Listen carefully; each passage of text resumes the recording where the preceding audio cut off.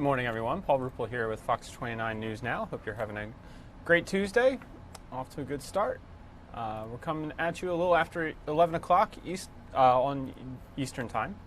Want to get you live to a look at services for former President George H.W. Bush.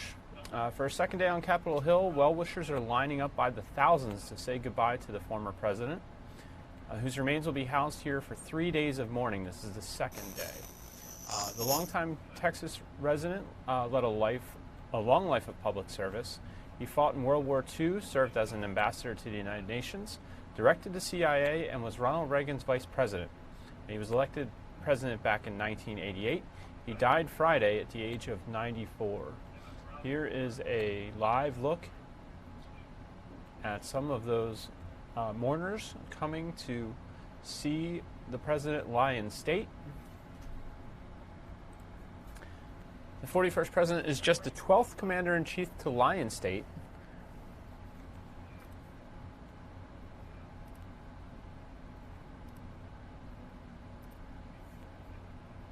I believe that's Sully, his service dog there that we're seeing on the feed. Seems to have cut out for a second. Let's go live to, this is a report filed for us by Fox's Doug Luzader. He has more details from Washington, D.C. The Capitol Rotunda has been open all night to give the public a chance to say farewell to President George H.W. Bush. A salute to a life of service. President Trump and First Lady Melania pay their respects to former President George H.W. Bush. Heads bowed, eyes closed. The late president's flag-draped casket surrounded by those who mourn his passing. Congressional leaders, Supreme Court justices, and his beloved family. As Americans, we have no more solemn duty than laying a great patriot to rest. Here lies a great man. And it wasn't just the political elite. Thousands of citizens waiting in line for hours to pass by the coffin and pay tribute to the country's 41st president. I just wanted to come here to pay respect to him and thank him for what he did for our country. And he was a true Renaissance man, a great gentleman, a great diplomat, a great ambassador for the United States. From his arrival Monday through Wednesday morning, his body will lie in state in the Capitol Rotunda. When the public viewing ends, friends and family will follow the casket to the National Cathedral for a state funeral, where our 43rd president, George W. Bush, will eulogize his dad. Then the former president will make his final journey home to Texas. And private funeral services will be held Thursday at his longtime church, St. Martin's Episcopal. A special George Bush 41 train will then lead the funeral procession to a College Station, where the president will be buried at his library next to his wife and daughter. In Washington, Doug Luzader, Fox News. The feed is coming and going a little bit here, but here's a look from the top of the Capitol Rotunda at folks filing past the casket of former President George H.W. Bush.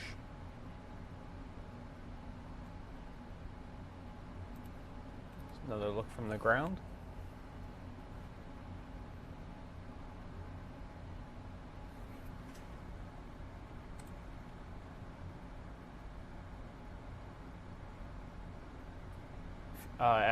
As Doug Luzader was reporting, the funeral service for the 41st president will take place at the Washington National Cathedral tomorrow. I believe we'll be carrying that for you at 10:45 a.m., coverage beginning. Then there will be a service at the Bush Presidential Library in Texas on Thursday. There's a pretty moving video there in the package of a Boy Scout saluting the president's casket. Of course, we showed you footage earlier of Sully, the president's service dog, who has remained by his side off and on throughout this process, and will be given to another service member, I understand.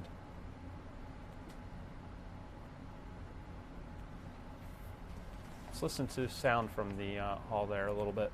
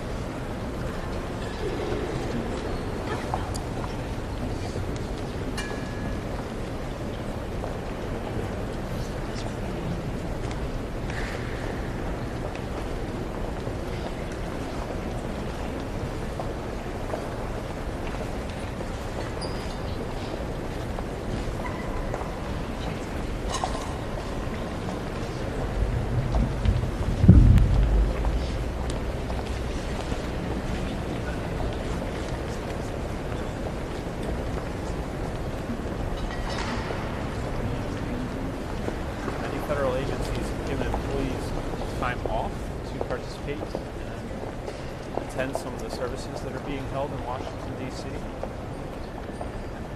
The U.S. Postal Service will not be delivering mail on Wednesday, as employees are taking a day off.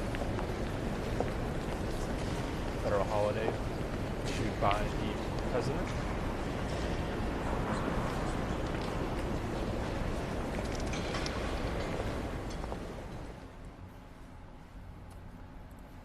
All right, let's get you to some other news. Apple gives back to our military, and the post office honors, as I was mentioning, the former president George H.W. Bush. Fox Business Network's Tracy Carrasco has more in today's Morning Business Outlook. Questions and timing about the details of a trade deal with China now weighing on investors after Monday's nearly 300-point rally for the Dow. The United States Postal Service announced it will suspend regular mail delivery and close the post offices tomorrow, Wednesday, December 5th, as the nation remembers former President George H.W. Bush.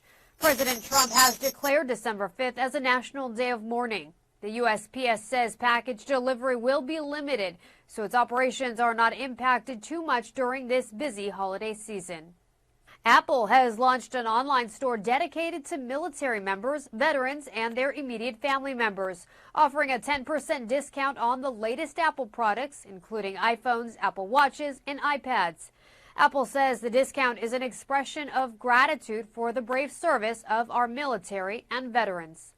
For more, log on to foxbusiness.com. In New York, I'm Tracy Carrasco. Don't have the live image to show you at the moment, but I believe the Dow Jones Industrial Average is down 184 points at the moment. NASDAQ about 42, and the S&P about 16. Those are the latest figures. It's about 200 now for the Dow Jones, according to foxbusiness.com.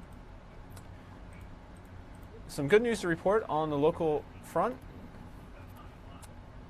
In Bucks County, a boil water advisory has been lifted. Pennsylvania American Water collecting water samples Sunday in Yardley, Lower Makefield Township, and portions of Falls Township. The DEP required 2 consecutive days of test results with no signs of bacteria before they declare the water safe. Again, the boil water advisory has been lifted for those areas.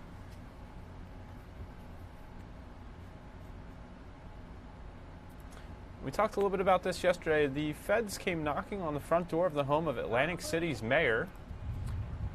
FBI agents showed up at Mayor Frank Gilliam's home with warrants. At least a dozen investigators paraded into Gilliam's home yesterday morning and were seen leaving carrying boxes. City Council member George Tibbet claims Gilliam took 10 campaign donation checks with Tibbett's name on them and put them in his bank account. The FBI talked to you about that? My attorney and I advised me not to speak about any ongoing investigations. That was our Fox 29's Jeff Cole asking the councilman there about that, city councilman about that issue. Atlantic City is still being run by the state. Talk to us real quickly, Mayor.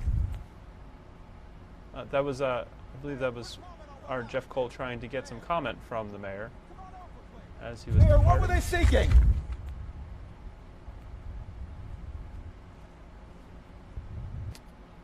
As I was mentioning, a spokesperson for the government of the city said it was monitoring the situation. Atlantic City still being run by the state, of course. We contacted multiple sources, and none knew exactly what the feds are looking for. So more on that when it becomes available.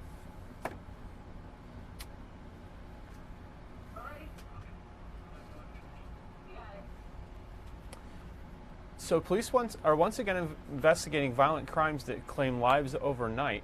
A closer look at the impact it's having on police. We had some guests on to talk about that this morning on Good Day Philadelphia. And here was that conversation.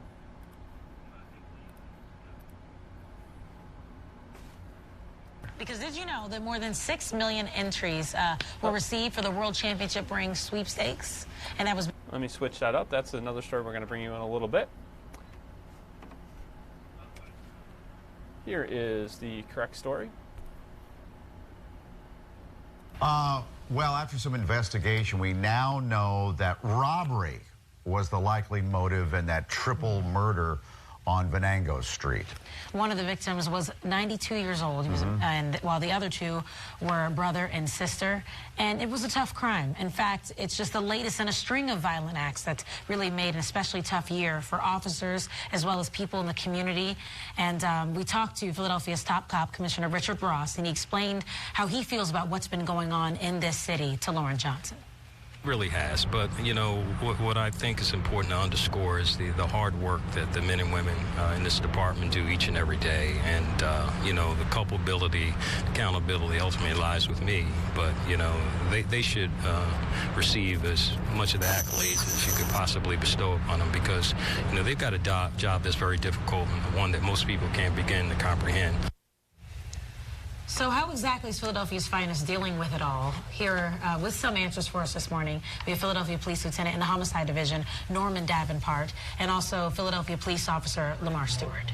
Good morning to both of you. Both police officers and both pastors. Yes, yes. And I thought maybe you were the only two, but no, there are other police officers who are pastors and pastors who are police officers. Absolutely. Yes, that's correct, yes. And you both have different stories, though. You were a pastor first? Yes. So I just celebrated 8 years, actually, in September, pastoring the Taylor Moore Baptist Church. And then became a police officer? Yes, 4 years ago. And you're the opposite way? Yes, I became a police officer in 1990 and started pastoring in 2010, Kingdom Restoration Ministries in Albany. Okay, you've had a lot of experience in both fields, so to speak. What is going on in 2018? I've been in this city for quite a while now myself. This seems worse than other years. What do you think it is, and what are you telling your followers? Well, having been in law enforcement almost 29 years, statistically, this may not be the largest number of persons murdered in the city. In 1990, when I came on, the number was about 523. But we certainly are troubled with the type of homicides that we have. 4 people executed in the basement of a home. Right, last week. 3 persons just this week, one of which was 91-year-old man. Right. Who, by all accounts, was a wonderful human being. And I actually know one of his family members who told me yesterday about the homicide. It's troubling, even when we look at the age of the shooters and some of the ages of our victims. And it seems like it's getting younger. Very young, and also a lot of the young that we're coming in contact with seem to display a lot of hopelessness at very young ages. So that's what you think it is, in hopelessness? I believe so. I know a lot of people point to poverty as an issue, and I do believe that poverty has a part that it plays in this, but I grew up poor, and poverty was never an excuse for crime, robberies, burglaries, taking property that didn't belong to me, or doing harm to another human being. So I don't think that it's the cause of violence in the city, although maybe a contributing factor. Officer Stewart, what do you think? Yeah, I definitely think poverty plays a role. I think also we're dealing with the family unit, that's a lot different today than it was then. And then a lack of unity. I think we're trying to shift blame in many cases. Police need to do more, or this group needs to do more. And I think, we're in a day and time where we all collectively need to come together. As a pastor, I definitely reach out to many of my colleagues who are pastoring in the city to ask the question, what are you doing just in the immediate area of your church to be more relational with young men and women who are on the corners? I think, when we talk about back in the 80s and 90s, we had churches and faith groups who engaged the community a lot more than what we're seeing today. And so I think that we need to, instead of point blame, really work together to bring resources to the community, i.e. jobs and training for those who need it, to give people other alternatives. I know you were on the scene of that execution stuff, 4 people murdered in the basement. It was just a bloody scene. We talked to officers who said they haven't seen anything like that in 25, 30 years of service. Do you counsel and minister police officers too? Not directly. I should say, our role, interesting enough, we're not assigned to do the counseling, but oftentimes, when people find out who you are and the work you do, people would just naturally gravitate to you at times. And you find yourself, whether you're in a car on patrol with someone or just in a locker room, just giving people, our colleagues, just some hope and some encouragement, because we see some of the most challenging things on scenes in different jobs and assignments. It's interesting how we talked about hopelessness and what some people might be feeling. And I have to say, especially when we do this show, and it seems every morning we do these stories about, who was shot overnight and if someone was killed or who's in the hospital. And we do these segments and we talk about, okay, we need to do something. The community needs to come together. Is that really what it will take? I mean, at this point, I'm wondering, Is there a solution at all? Because it just seems nonstop. I believe there is a solution, and one thing I preached 2 months ago, just about how division brings about destruction, but unity will allow us to overcome every difficulty. So being a pastor, I hear from both sides. I hear from the officers who feel as though that they have been misunderstood, disrespected, mischaracterized, and just how the community is not supporting them as a whole. Then I hear members of the community who complain about not being understood, being abused by some police officers, being mistrusted, and not being given credit for being decent community members. And both sides have some truth and validation to their arguments. I really feel it's my responsibility to start bringing people together because the majority of the people really want the same things. I've yet to meet a citizen that does not want a safe city. I've yet to meet a parent that does not want their child to have a safe place to go to school, a safe place for recreation. So we need to bring it together. And officers are members of the community. We don't come from some other place and police. We are part of the community. And there is that phrase, it takes a village, right? Yeah. So it sounds like the village needs to come closer together. You know, I'm definitely encouraged to see some of the work that's going on in our department and working with the faith community. But, you know, particularly in the area that I work, you know, Inspector Derek Wood, our commanding officer in Southwest, has allowed us to do some work with, you know, reentry and working with returning citizens to help get them jobs. We have a program called Turning a New Corner out in Southwest where we're bringing workforce developers and employers out to some of the busiest corners to interview people on the corner, get them jobs. We've been able to employ over 45 people in about 2 or 3 months. And so we're working with the faith community and working with other partners and community partners to say, look, we're bringing resources your way. How can we come together and fix this thing and help solve some of the crimes? Thank you both. Thank you. Thank you. Perfect. Let's continue to work together. Break. There was our report on those 2 pastors, former police officers, talking about the crime, its impact on the police department, the community, what some of the causes and outcomes are. So wanted to bring you that from our show this morning. Let's take a look at weather as we're talking about local stories. And here's a look at Ultimate Doppler. You see not a whole lot of activity in our area. Looks like that could be some lake effect snow up north with all this cold air we have in our area. Here's a look at the Benjamin Franklin Parkway.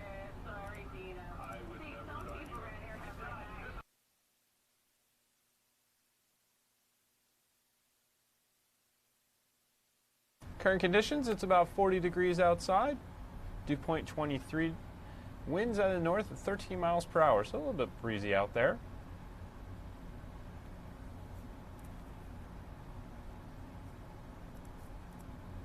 A little bit of a grayer day. It was a little sunny this morning when I was walking into work, but it looks like it's a little overcast at this point.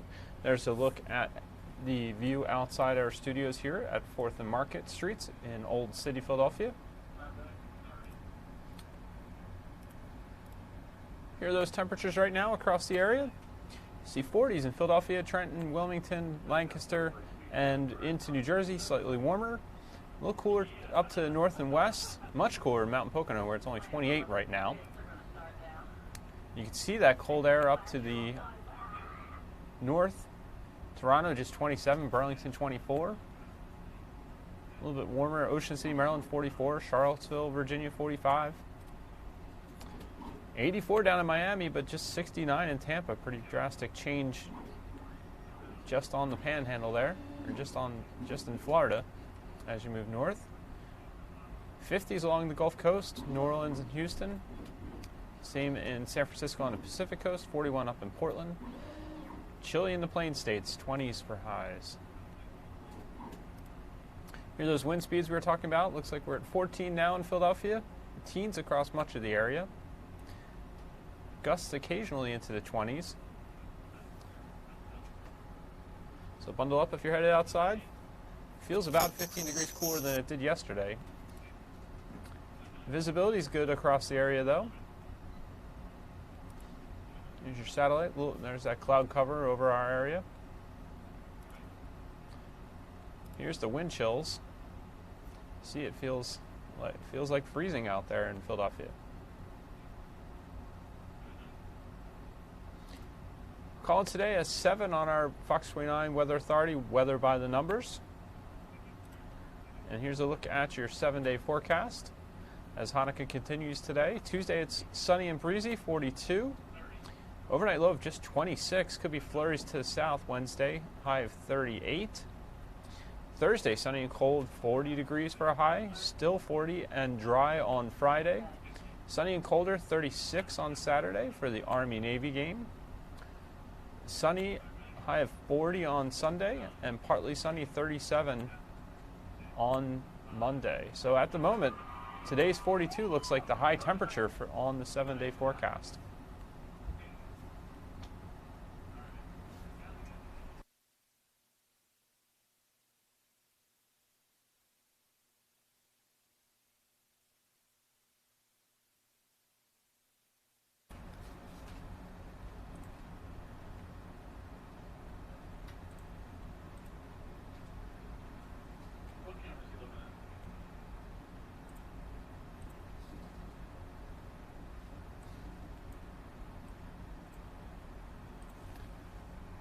Let's get you a look around the region at our Fox 29 weather cameras.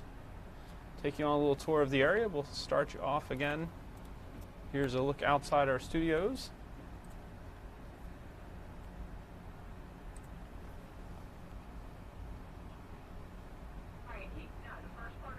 And here comes a look at cameras around the area.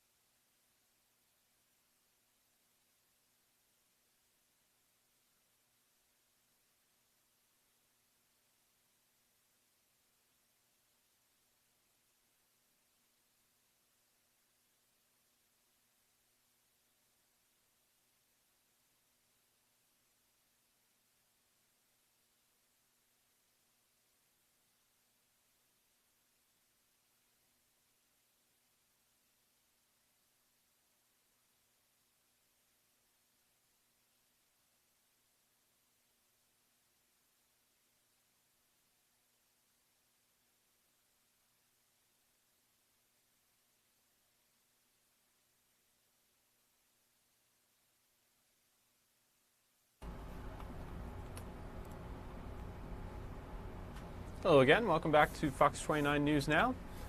If you were watching last night, the Eagles are still alive, at least for now. After a win over the Redskins last night, the Eagles got off to a fast start, scoring a touchdown on their first drive for the first time since Week 6, and never looked back after taking the early lead. They went on to win 28-13. Now it's time to focus on the Cowboys in a battle for first place on Sunday. There was some history made last night for the Eagles. Zach Ertz, tight end, now has the most catches ever by an Eagle in a season with 4 games left to play. Ertz surpassed the previous mark of 90 set by running back Brian Westbrook in 2007. With his 91st catch on, he finished with 92.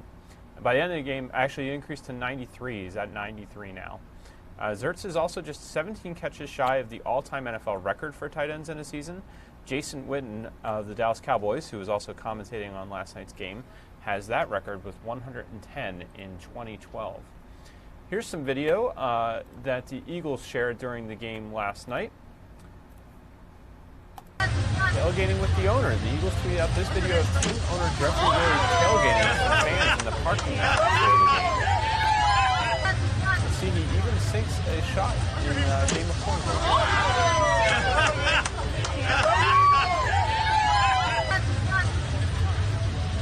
Interesting video.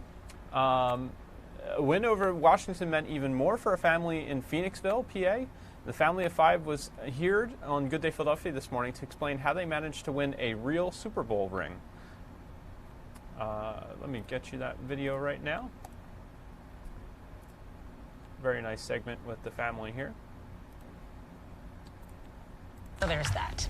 That is a great transition right there. Because did you know that more than 6 million entries were received for the World Championship Ring sweepstakes?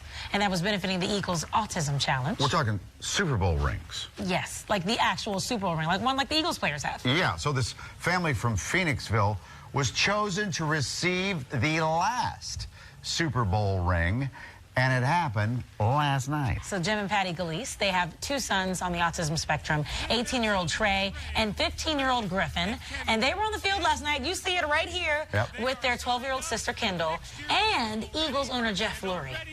And of course Swoop, but look at that ring. So we have that very ring. That is a live shot in our studio. Look at it. Beautifully modeled, thank you very much. Galise family, welcome. Welcome. Thank you. It's good to be here. It's great to have you all here. So how was it last night? Last night was fantastic. There was like millions of fans coming to join, and how we got the Super Bowl ring, Jeffrey Lurie had to call our parents. Yeah. And we had to be like, we were like so surprised in how we got that ring. It was an honor to get it. Well, there was were amazing. millions of people watching on ESPN last night, no question about it. Yeah. But can we just go back real quickly? Because I like to give a little bit of history. You two have known each other, husband and wife. How long? I mean, you don't have to say the number of years, but since high school? Yeah, Patty was a year ahead of me in high school. It's clearly obvious. So we didn't start dating till really after college. But our parents lived about 5 minutes apart. And what town? In Cherry Hill. Cherry Hill. Yeah. And they both went to LaSalle? I went to LaSalle. No, I went to King's College. Oh, okay. But look what you've produced, a beautiful family. We are very blessed. Okay. And you can tell they're Eagles fans wearing their jerseys. Yes, absolutely. So then this brings us then to, because Trey, you're the oldest. Yeah, I'm the first oldest. I was born in the summertime of 2000. That's like 18 years ago. And I was born. It was like a long time from now for some reason. 18 years, huh? A long time. Yeah, that is a while. How did you get the ring? Yeah, so we've donated to the Eagles Autism Challenge. It's an incredible charity. And I wanted to give some experiences to my children, so we did a Zach Ertz jersey off your back experience. So, we were at the open practice, and he caught 3 touchdowns in the practice. The last one-handed grab, slides it in, slides on the ground backwards, gets up, walks through the tunnel, sweat all over him, dirty jersey, rips it off, signs it. We got a selfie with him, we get our pictures, those types of experiences. Every time you donate, you get an entry into this, into the lottery for the ring. Over 6 million entries. They raised over $500,000 for it. Wow. And so I get this email that says you're a finalist. So I have to respond, why autism, why the Eagles? And it's pretty obvious for those questions. Yeah. I attached a few pictures of the Super Bowl. We all attended the Super Bowl. And You were in Minnesota at the Super Bowl. Yes. Yeah, At the game. Yes. All of you. Yes. Oh my gosh. yeah, so we really completed the whole experience. I have one of the craziest videos of the Philly special. We were in the 10th row right in front of us. And I had the film just perfect. Till the very end, I kind of dropped the camera and looked over at the play. Well, who wouldn't? Yeah. This is on your cell phone? Yeah, it's the worst piece of video of arguably the most important play in Philadelphia sports history. At least you saw it with your eyes. Yes. So there's that. So anyway, so I'm at home on some, I work from the house, and I get this, I send the email back, and they say, can you do a Skype call at 3:30 the next day? And like, can you FaceTime me? I don't have Skype. So I download the app, and 3:30, Patty's hanging out at the house. I said, I have a Ron Jaworski jersey on. You win. Think I'm supposed to sell some committee on why autism, why. Yeah. So the phone rings, and we're like, and we see Ryan Hammond, who's the executive director of the charity, who's an amazing person. And then Mr. Lord. He was there on the call. Yeah, he was on the call. So we just kind of, boom, our head exploded. Does it ever come off your finger? Did you ever let Griffin wear it? Or? Well, we each take turns with the ring because this ring is really special to us. And it's a really great ring. We are gonna go today to my school to show everybody. Where do you go to school? We go to the Vanguard School. Oh, yeah. It's in Paoli, Pennsylvania, and everybody, like his or her, are going to try on this Super Bowl ring and swoop in the rest. Would you ever let Kendall wear it? Yeah, she's really good with that ring. I voted her on that. Great, now would be a good opportunity to share it with Kendall. Could you?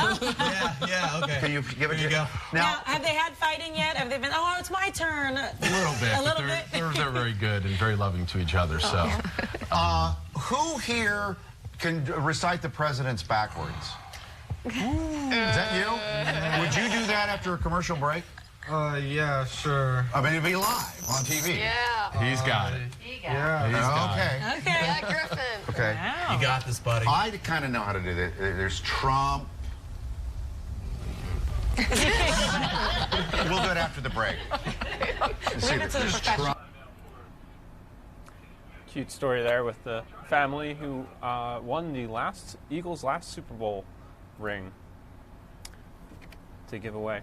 Here, we're getting, the shot keeps freezing up and down from the Capitol. Let's take one more look at the Benjamin Franklin Parkway. Here you see. Doesn't look so windy at the moment. The flags are relatively steady, blowing a little bit in the breeze. Not blowing around like they were last week when we had those strong gusty winds. Looks like we've got the Capitol shot back for the moment, so let's take you there. No, they're both freezing on me. All right. Want to thank you very much for joining us today on Fox 29 News Now. Have a great rest of your Tuesday. We'll be back with you tomorrow to bring you the funeral service that's being held in D.C. for the late President George H.W. Bush. As we look at some of the mourners visiting the casket as the President lies in state there. Thank you for joining us. We'll be back with you tomorrow, and have a good rest of your day.